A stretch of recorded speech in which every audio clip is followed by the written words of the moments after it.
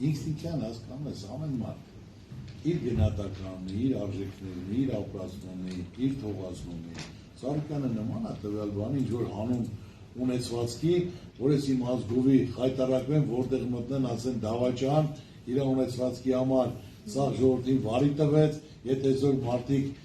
պատերի տակ նստած, ասեմ, ախ ցավալի է, խնդրում եմ ձեզ, դուք որ գնացեք մի հատ տարածքները նայեք, էլի մրթեք մարդկանց տները, իրավիճակը նայեք, վիճակը նայեք, ձեռները նայեք, տան ունեցվածքը նայեք, սիրտդ կցավա, որ նայում ես, ոնց կարա դու քո ունեցվածքի համար, հանուն այդքան ու դու ոնց ասում քեզ, ընդմիշտ դու ոնց որ դառնալու ես ազգի թշնամի, Ծառուկյանը այդ գործարաններից չի, ես ասում եմ իմ ունեցվածքը ինձ տեղակ եմ պահել, որ սենց նախապատրաստում են դեռ 2 ամիս առաջ թղթեր են հավաքում, ես ասում եմ երբեք ես չեմ կարող իմ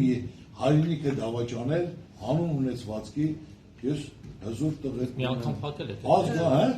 մի անգամ ես էլի հարցեր ունեմ ինչ եմ արել հետեջը մի անգամ փակել եք Պարոն Ծառուկյան, խնդրում եմ հարցին պատասխանեք դուք այսինքն ձեզ համար դա արժանապատվության հարց է դուք մինչև վերջ գնալու եք եւ Նիկոլ Փաշինյանի հետ կոմպրոմիս չի լինելու պայքարել եք փողոց դուրս գալու եք հունիսի 7-ից ուրեմն հիմա ես ձեզ ասում եմ որ դիարժեք ես իմ անուն ազգանունը որպես տղամարդ որպես հայ արժանի մարդ Ծառուկյան Գագիկ ես ձեզ ասեմ այսքան դուք նայում եք Քարոզարշավին բոլոր տեղերը գնացել են Պարզա պատրաստված քպեականներ են եկել, հարցեր ու սաղին քաղցր, աղբեր ջան, մայրիկ ջան, ու լիարժեք շատ հանգիստ, ես ասեմ, մարդը պետք է ընդունակություն ունենա, քննադատությունը եթե տեղին ընդունես, եթե չէ, նոր ասենք կարող ես պատասխանել։ Կոմպրոմիս չի լինելու։ Ոչ մի կոմպրոմիս չկա, դու չեք զգում, որ մեր մեջ կոմպրոմիս չի կարա լինի, ու ամենակարևորը ես նորից եմ ասում, տես, վարչապետը ասեց Ծառուկյանը ինչ բարձունքի մասին է խոսքը, արդեն այնքան ցածր է, որ մտնի գետնի մեջ, չէ, տենց ասես, չէ։ Ես պարոն վարչապետին բացատրի, եթե ինքը չգիտեր, բարձունք իմանալով որն է, մարդու բարձունքը, կշիռը, կլասը, որ եթե իմ տղաներին ամեն օր վիրավորում է իմ ընտանիքը մտնում, անկախ ինքը իրան ոնց կպահի, կյանքում չի կարող պատահի Ծառուկյանը իր բարձունքից իջնի,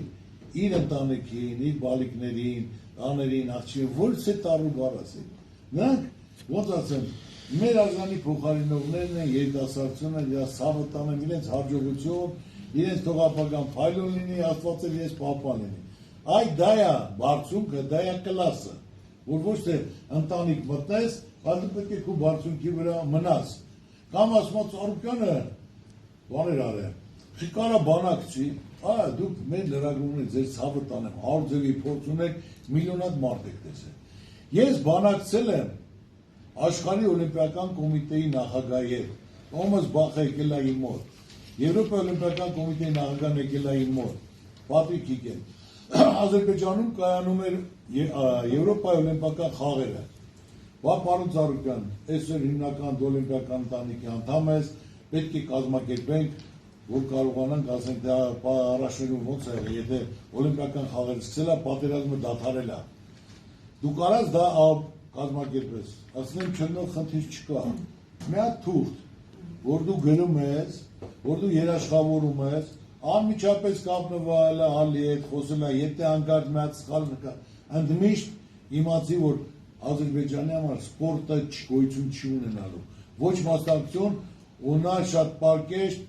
համաձայնություն տալով երաշխավորած ու ուղարկել են 50 հոգի, գնացել են, երևի տեսել եք նրա մոտեցումը Ալիևի, մեր հիմնական հարցունան Միրանը, որը կարողացավ աշխարհի չեմպիոներ, կրկնակի աշխարհի չեմպիոներ Ադրբեջանցին, որ սկզբից կպան, առաջի պահ 3 միավոր այդ տղան վերցրեց ամբողջ ջալը 70,000 գոռում էր, խժում էր։ Միրանի ցավը տանեմ։ Մի րոպե հետո դարավ 3-3, 4-3-5-3, դալիճ է, ոնց որ մարդ գոյություն չունենալ։ Կարողացավ հաղթել Բաքվում։ Մենք դրոշ ենք բարձրացրել։ Ամենակարևորը ես ասեմ իմ երկրի համար, իմ ժողովրդի համար, կարևորը մնայունը գործն է, որ այսօր լիարժեք ասենք դե ամեն ինչ էլ արել եմ, կառուցել եմ, սարքել եմ, բերել եմ, նվիրել եմ, ինչ ասես։